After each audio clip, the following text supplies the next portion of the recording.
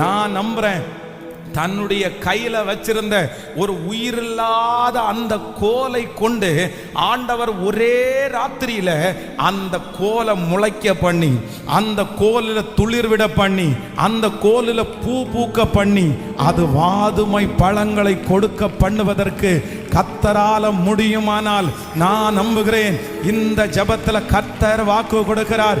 அவராலே செய்ய முடியாத அதிசயமான காரியம் என்று ஒன்றுமில்லை.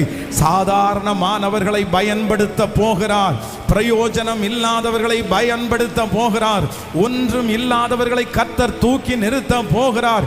உன்னை கர்த்தர் அலங்கரிக்க போகிறார். தகுதியே இல்லாதவர்களையும் கர்த்தர் உயர்ந்த இடத்திலே வைக்க போகிறார். நல்ல கரங்களை தட்டி முழு பலத்தோடு முழு பலத்தோடு முழு பலத்தோடு நான் ஆராதிக்கிற தேவன் சொன்னதிலும் அதிகமாக